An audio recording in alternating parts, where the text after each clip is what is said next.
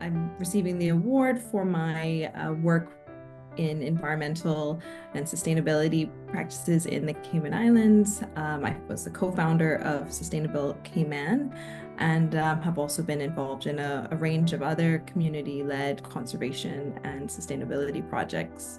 A few years later, when I was a graduate student at the University of Cambridge, I interacted with the precursor to Cayman Connection. So at the time, the founder of Cayman Connection, Kate Kandaya, was working in the Cayman office along with the former Cayman representative, Ms. Jennifer Dilbert, and they were in many ways doing some of the work that Cayman Connection now does. And they were, a great support to me at that time, introducing me to people that would be very helpful to my research. And also they invited me to come along with them to a European Commission meeting in Brussels, which was really great exposure for me at the time.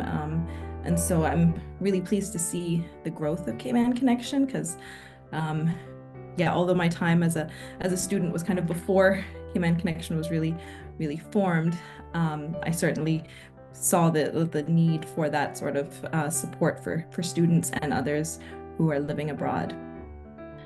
Yeah, so I think the biggest lesson that has come to me more recently, so right now I'm working and living in Canada, and I'm involved with Indigenous-led conservation and environmental assessments and the assertion of Indigenous rights and interests here in Canada.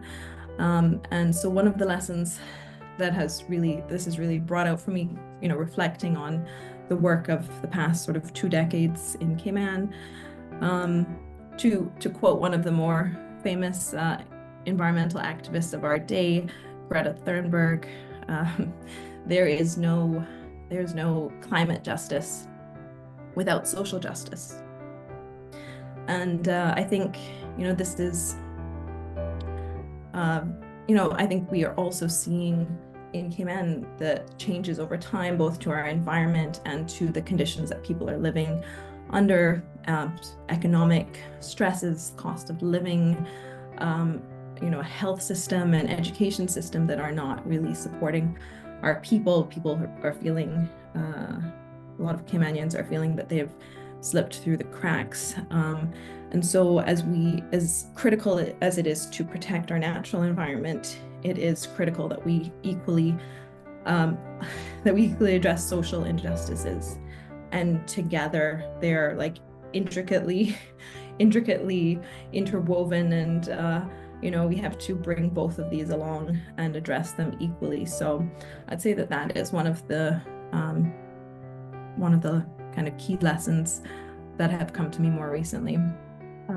So for those unsure about the future, I would say, follow your heart, be well, do your research. There are, there's a lot of challenges in our community that need to be addressed, and we definitely need,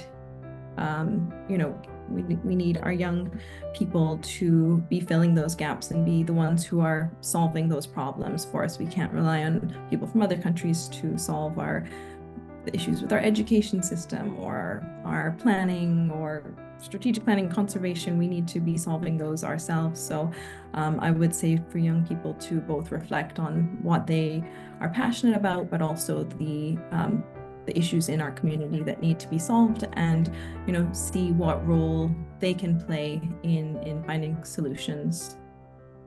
I am working in Canada, working with the First Nation, working with their environmental assessments, helping them to assert their rights and titles. It is a very interesting sort of conservation and human rights space to be working in, and it's I feel very, very privileged to have this opportunity to learn from peoples who have been stewarding their lands from time immemorial, And there's so many lessons that I'm learning. It's really a fascinating experience for me. I feel very privileged, and I'm looking forward to continuing to grow in this role.